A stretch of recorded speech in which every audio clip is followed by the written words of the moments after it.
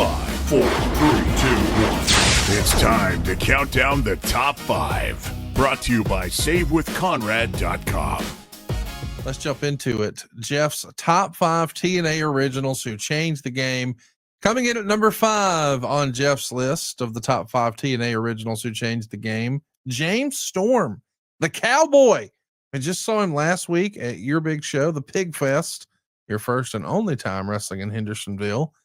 Why does James Storm come in at number 5 on TNA originals? Oh, Conrad, this top 5 list, I played with 20 names, and right to my right, there is a memorabilia piece that Don West put together of the TNA originals. And I'm going to read it left to right.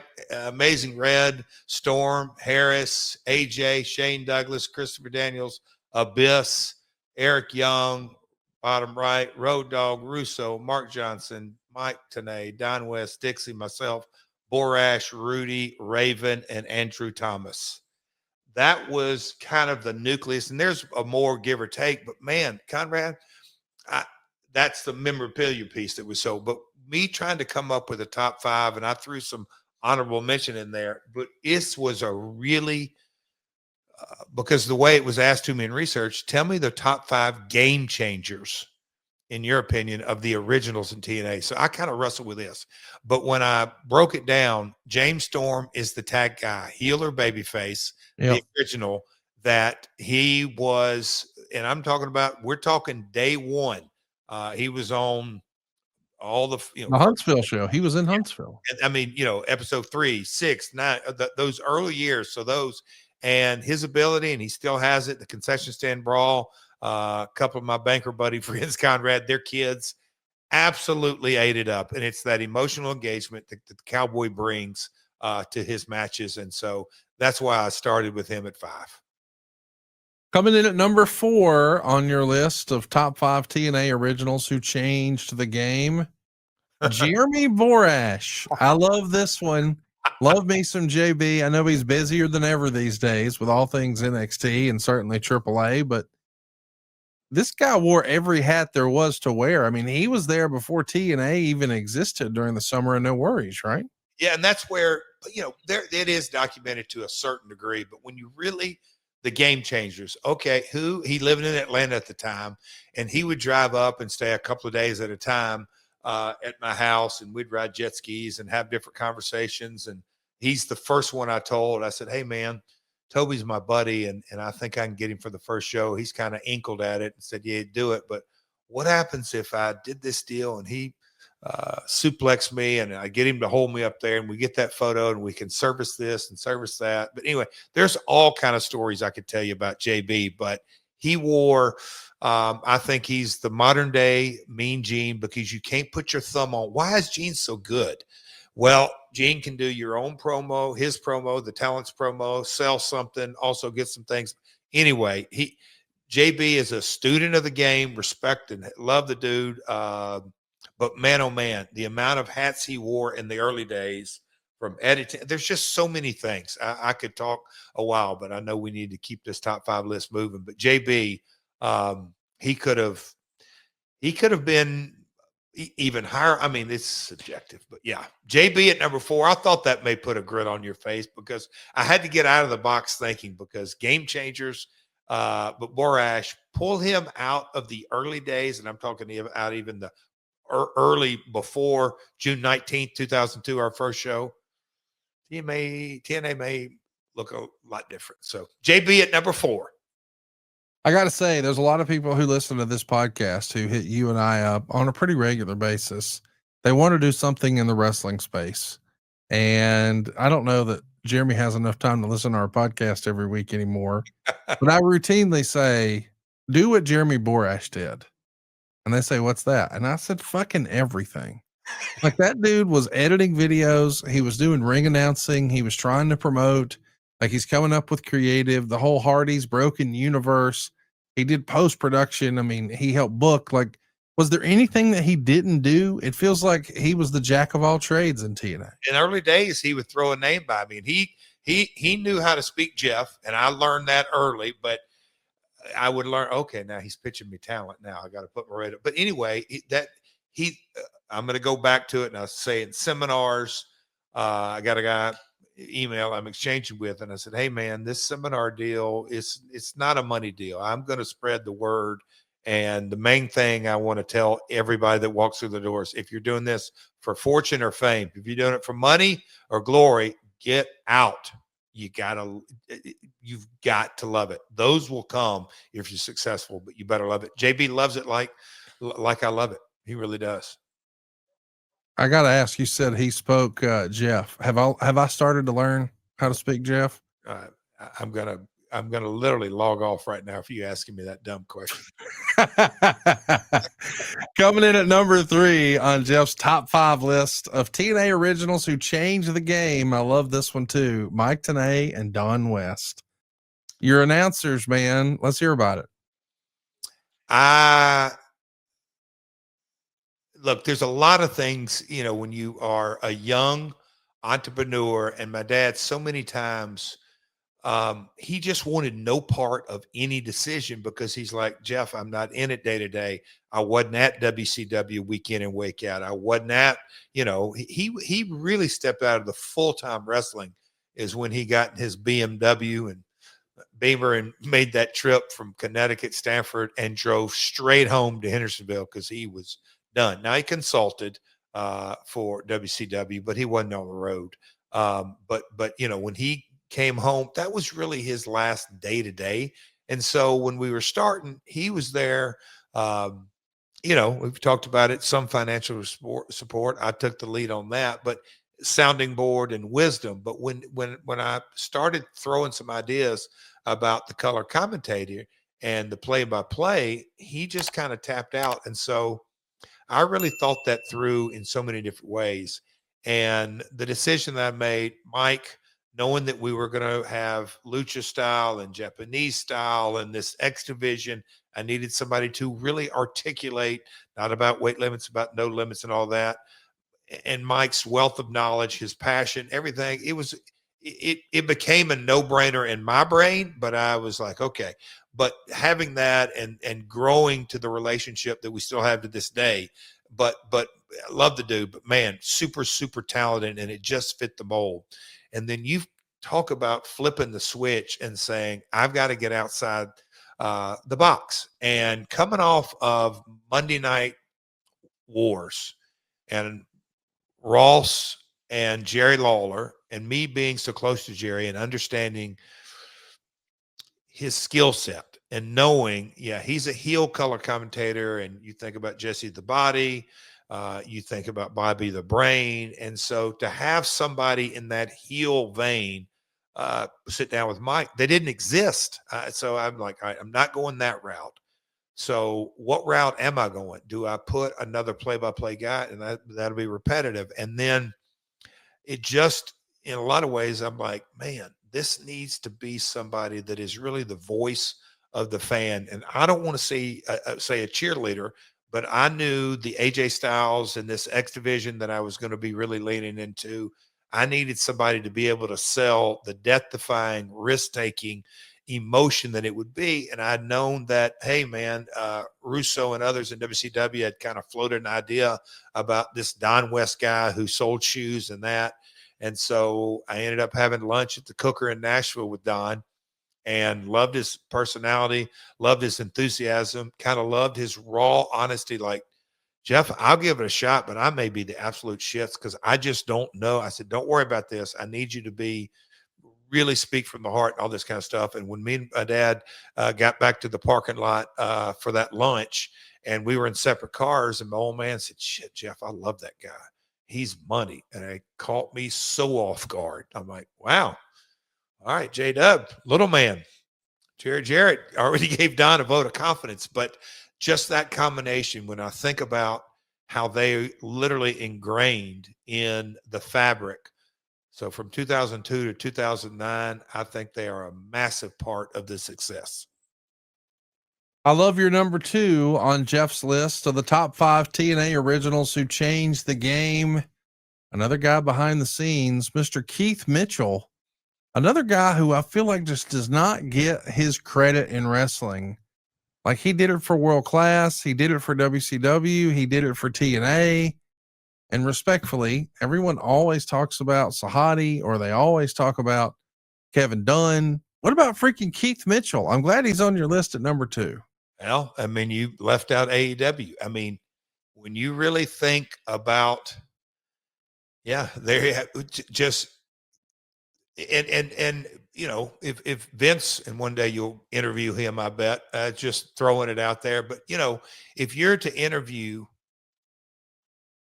Vince McMahon and he's going to say, "Hey, Vince, I'm not talking about ideas or concepts or business decisions or whatever it may be, but let's really drill down. Who has been the most important figure in WWE success through the years?" I don't think he would hesitate to say, "Well, it's KD," because he takes my vision and gets it out there. And Keith, you know, old Texan, worked for Fritz Von Erich, ran camera and worked his way up, and then got the call and went to Atlanta and did the exact same thing from WCW Saturday Night to Nitro and Thunder and all the success of the NWO and everything, excuse me, everything that goes with the product of WCW television.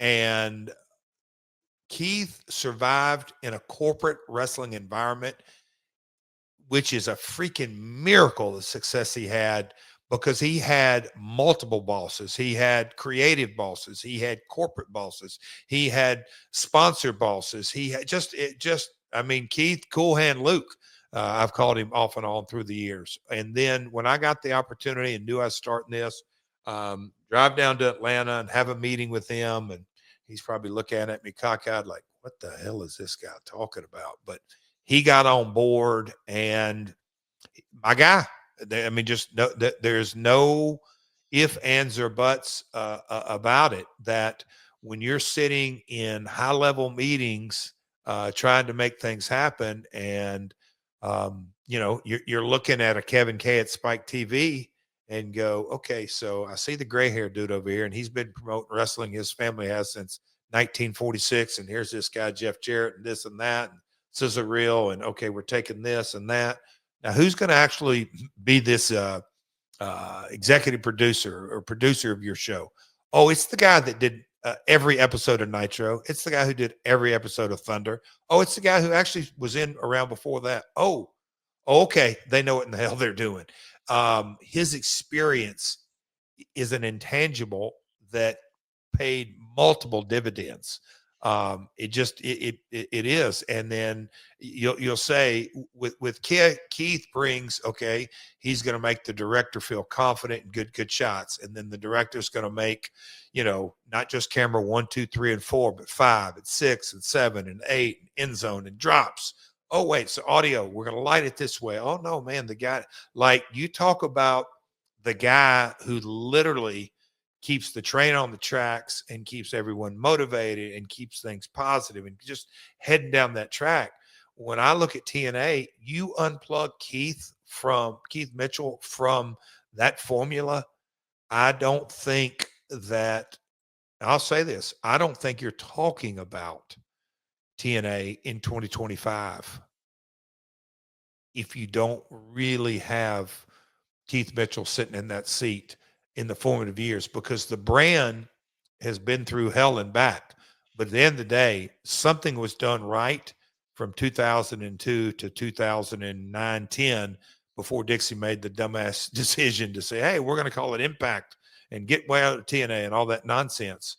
That brand was really built between 2002 and 2010, and Keith Mitchell was a massive part of it.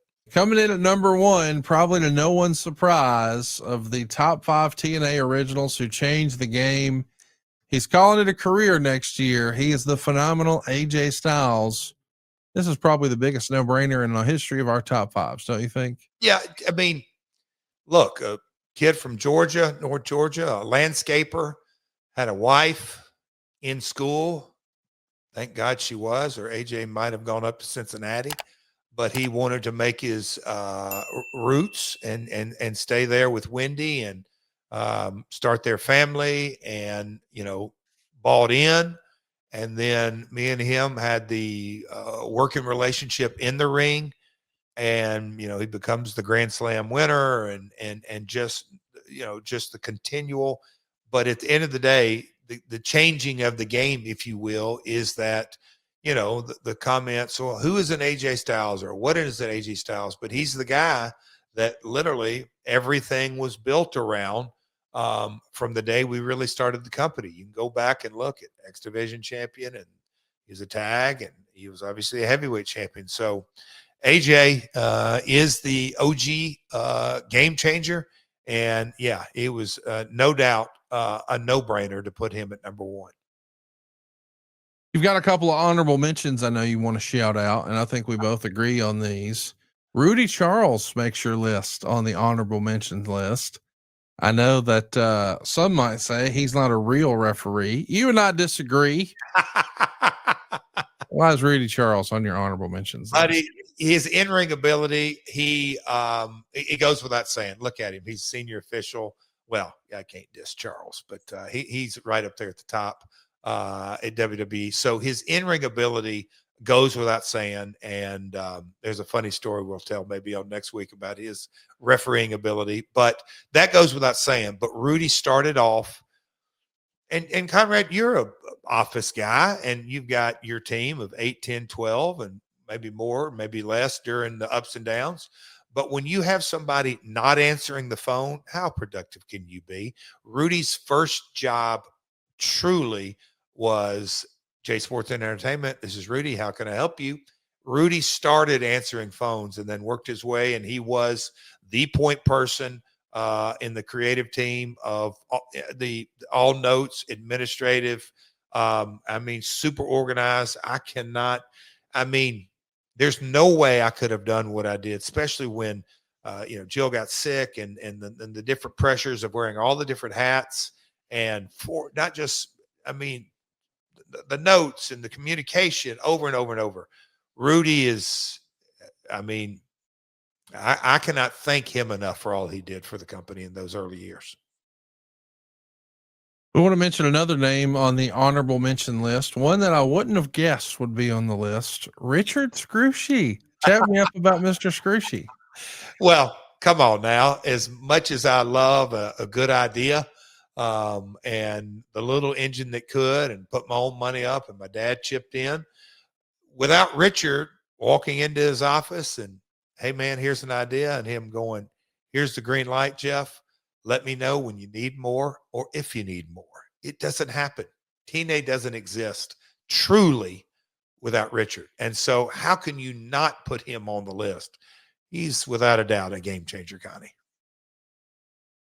Last but certainly not least, and I know this is a kind of a no-brainer, but I'm glad to see you acknowledge it. Dixie Carter makes your list of honorable mentions. Yeah, and look, there's so much said these days, maybe good or bad, our relationship, whatever it may be. But when you really drill it down into it, I go to her before I started the company, and I knew I needed a PR rep who really wanted to be a bulldog, if you will.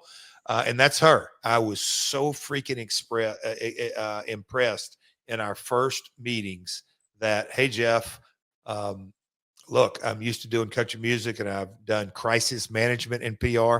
Little did I know we would need any or all of that coming up. But her ability to kind of dive into a product she had no idea about professional wrestling, took it to heart. I'm going to take the account and dug into it. And then it goes without saying that, and I think sometimes people gloss over this, in that, we started in June. Richard gets we get the call about Richard in July. And so you go through the months of August. And so I'm going to her to let her know, hey, not only did we get the call that we can't pay going forward, but we can't even pay for last night's show. So I'm letting you to know, if you want to bail on us now, I totally get it, but I'm going to go raise capital somehow, some way. Her taking that conversation 2 or 3 days later, hey, Jeff, do you have any pitch materials for a financial? Yep, I've got it. Got it. Hey, Jeff, I know it's Labor Day weekend, but do you think there's any possibility that you could come out to Dallas and pitch the Friday before Labor Day weekend. Yeah, we go out there and we do the pitch meeting and flew out on miles, and we get sent home in the company jet. It doesn't happen without her saying, hey, Bob. She would call her dad Bob in business settings. She wouldn't call him dad or father. She'd call him Bob. Hey, Bob, I think this is an opportunity you ought to at least take a hard look at. And so how do you not put her on the list as well? Well, that'll do it for Jeff Jarrett's list of the top 5 TNA originals who helped change the game. We want to know from you, who would you put on your list of the top 5 TNA originals? Let us know in the comments below, and we will take a look at those. Hey, just in time for the holidays, what if you didn't have to worry about any of that credit card debt? If you're feeling stuck making the minimum payments and you don't want to have to put Christmas on a credit card, we can help at savewithconrad.com. We routinely help our listeners save hundreds of dollars a month. Find out how much money you can save right now for free at savewithconrad.com.